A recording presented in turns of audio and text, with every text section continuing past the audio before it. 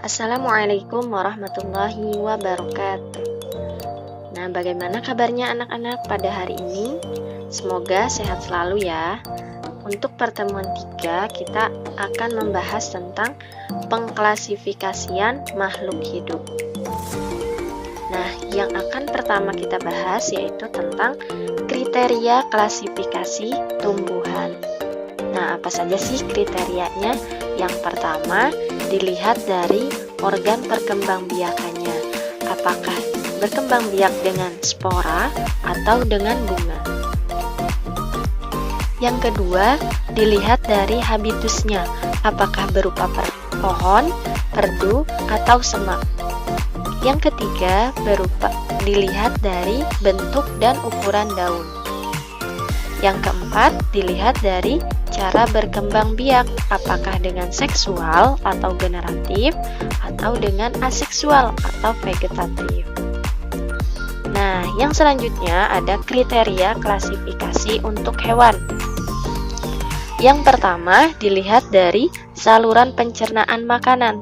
Hewan tingkat rendah belum mempunyai saluran pencernaan makanan. Hewan tingkat tinggi mempunyai lubang mulut, saluran pencernaan, dan anus. Yang kedua, dilihat dari kerangka atau skeleton. Apakah kerangka di luar tubuh atau eksoskeleton, atau kerangkanya di dalam tubuh atau endoskeleton. Yang terakhir, dilihat dari anggota gerak. Apakah berkaki 2, 4, atau tidak berkaki. Nah, selanjutnya kita akan bahas tentang kunci determinasi. Tapi sebelum itu, ada yang masih ingat nggak sih apa itu takson? Nah, takson adalah pengklasifikasian makhluk hidup pada tingkatan tertentu. Lalu, kalau kunci determinasi itu apa? Dan apa hubungannya dengan takson? Nah, kunci determinasi adalah cara atau langkah untuk mengenali organisme dan mengelompokkannya pada takson makhluk hidup. Nah, jadi kalau takson itu pengklasifikasian makhluk hidup, kalau kunci determinasi itu cara atau langkah-langkahnya untuk mengelompokkan pada takson makhluk hidup. Kunci determinasi merupakan suatu kunci yang digunakan untuk menentukan filum atau divisi, kelas, ordo, famili, genus, atau spesies. Dasar yang dipergunakan kunci determinasi ini adalah identifikasi dari makhluk hidup dengan menggunakan kunci dikotom. Kunci dikotom terdiri dari sederetan pernyataan yang terdiri dari 2 baris untuk mengelompokkan atau menggolongkan makhluk hidup dan berisi deskripsi dari ciri-ciri organisme yang disajikan dengan ciri yang berlawanan. Nah, ini hal-hal yang perlu diperhatikan dalam pembuatan kunci determinasi yaitu sebagai berikut. Yang pertama, kunci determinasi harus dikotom atau berlawanan, sehingga satu bagian dapat diterima, sedangkan yang lain ditolak. Yang kedua, ciri yang dimasukkan mudah diamati.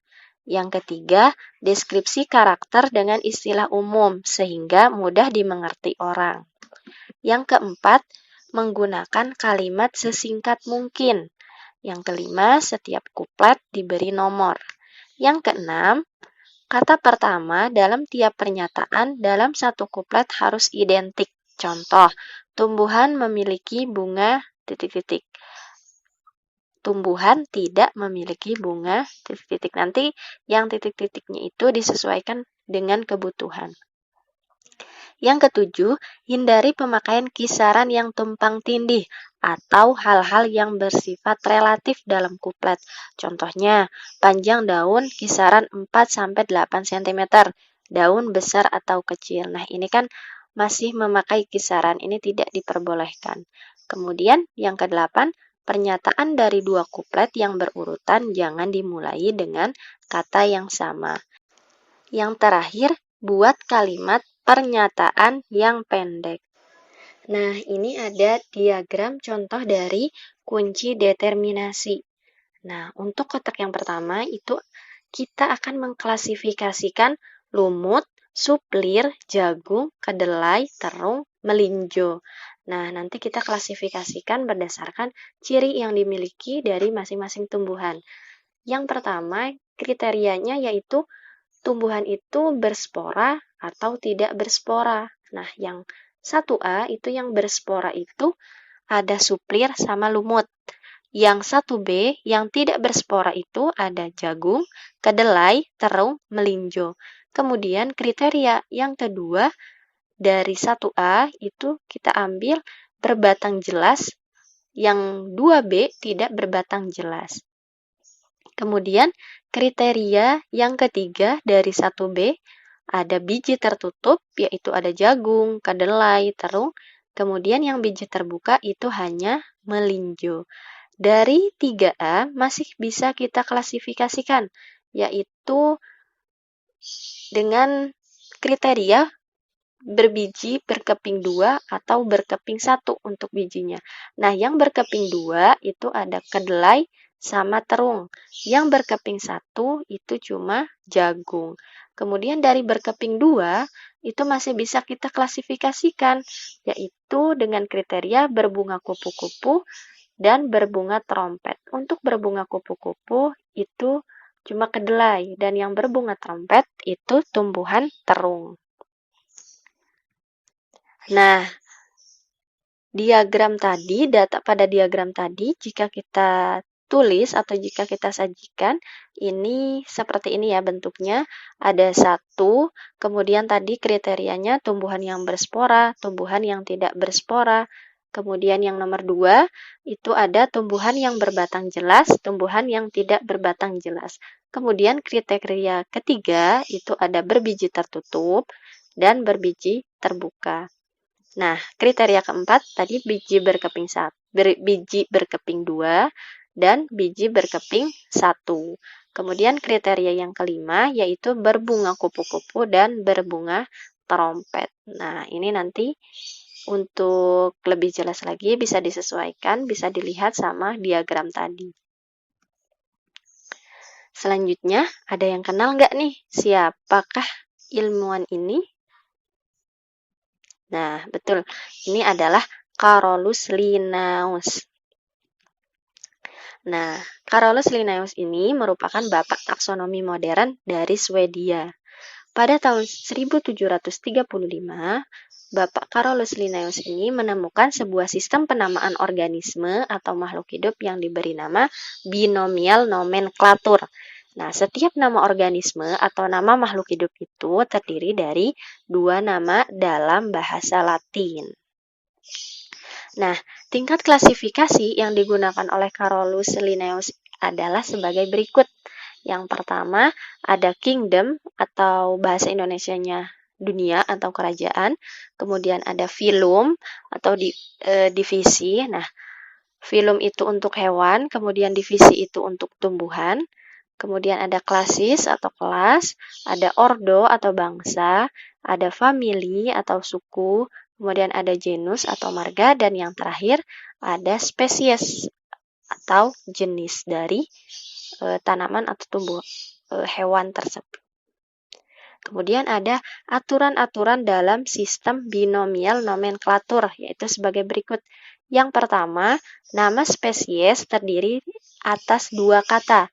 Kata pertama adalah nama genus dan kata kedua adalah penunjuk spesies. Kemudian yang B, kata pertama diawali dengan huruf besar dan kata kedua dengan huruf kecil. Yang terakhir, menggunakan bahasa Latin atau ilmiah atau bahasa yang dilatinkan. Nah, penulisannya itu dicetak miring atau di garis bawah secara terpisah untuk nama genus dan nama spesiesnya. Nah, ini contoh penamaan pada tumbuhan sesuai dengan prinsip binomial nomenklatur. Ini ada tumbuhan kakao ya, ini tumbuhan kakao. Untuk kingdomnya yaitu Plantae. Ya, untuk kingdomnya berarti Plantae sama Animalia. Kalau Plantae berarti tumbuhan, kalau Animalia itu hewan. divisinya Spermatophyta, kelasnya Dicotylodenae, ordonya Malvales, kemudian familinya Sterculiceae, genusnya Theobroma, kemudian spesies atau nama latin dari tumbuhan kakao ini Theobroma cacao. Gitu. Kemudian untuk contoh penamaan pada hewan sesuai prinsip binomial nomenklatur. Nah, di sini diambil contoh yaitu harimau ya. Ini kingdomnya ya jelas Animalia karena harimau itu termasuk hewan. Kemudian filumnya Chordata, kemudian kelasnya Mammalia, kemudian ordonya Carnivora, familinya Felidae, genusnya Panthera, kemudian spesies atau nama latin dari harimau itu Panthera tigris. Nah, nanti untuk contoh penamaan binomial nomenklatur pada hewan dan tumbuhan yang lain bisa dicari sendiri ya. Nah, mungkin cukup sekian untuk pertemuan pada hari ini. Semoga video ini bermanfaat. Wassalamualaikum warahmatullahi wabarakatuh.